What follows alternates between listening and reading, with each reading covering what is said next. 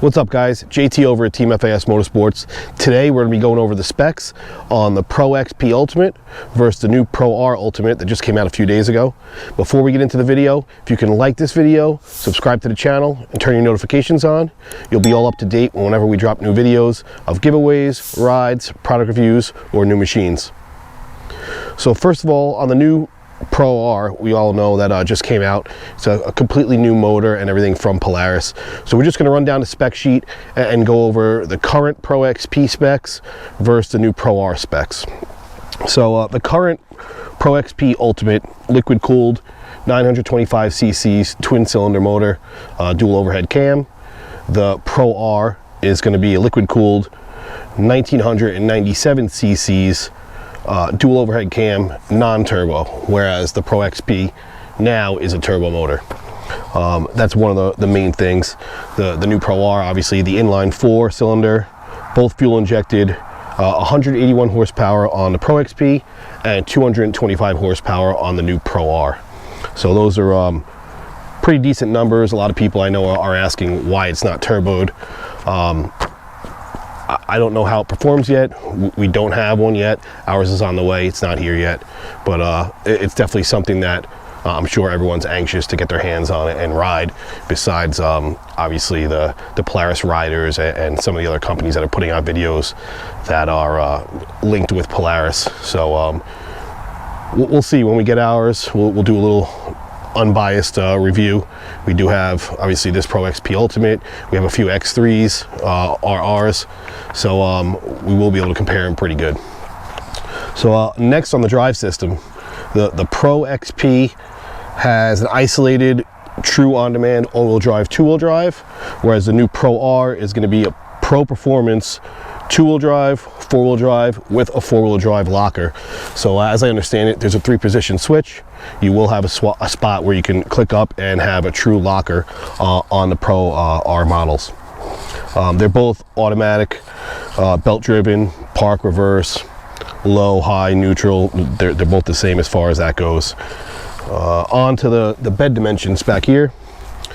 This Pro XP, 26 by 17.7 by 11.5. The Pro R is 29.5 by 23.8 by 8.1. So you are going to have a little bit more length, more width, but the box won't be as deep from what I'm understanding. Also capacity on both machines, 300-pound load capacity in the box.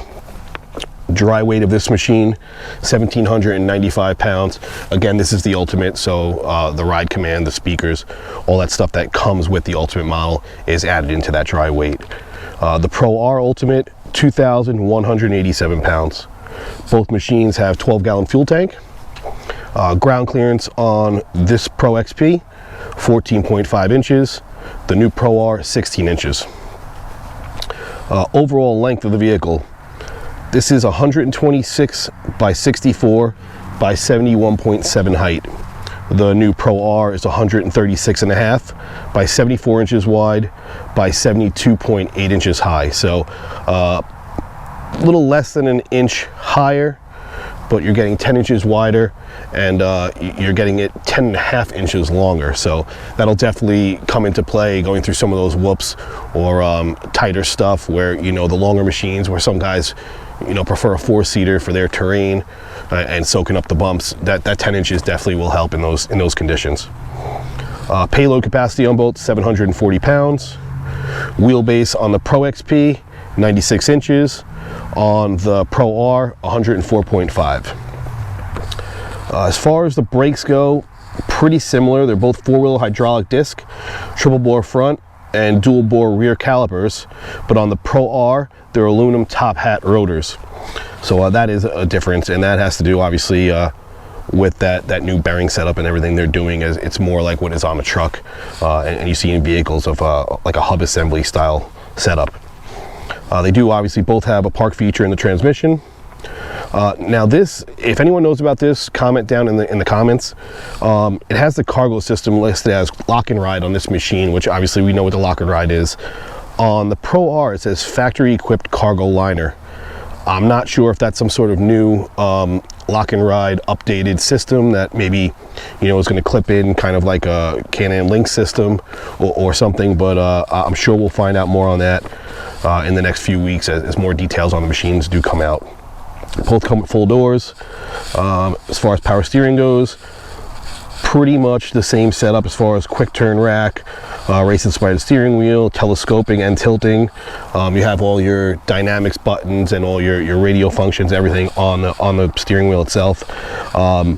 However, on the Pro R, as you switch different modes for throttle response and stuff like that, it will change the amount of steering assist that goes through the electronic power steering setup. So that is a little bit different. Obviously at higher speeds you want less assist, whereas if you're rock crawling you're going to want more assist in the slower speeds. See, your instrument panel pretty much is going to be the same thing. Ride command on both of them. The same I believe 7-button style. What we got here? Yeah, 7-button style on this as compared to the other one, the same thing. Both of them do have the 7-inch screen, and you can use your gloves with it. It's glove touch display, they call it. As far as that goes, as far as the Rockford Fosgate audio, 2 tweeters, 2 front speakers, external 400 watt amp, everything as far as that goes seems the same on the 2 machines. Both will have the white lights in the front, the accent lighting in the interior, your LED lights front and rear. Output, as far as your charging system, the Pro XP has a 900 watt charging system.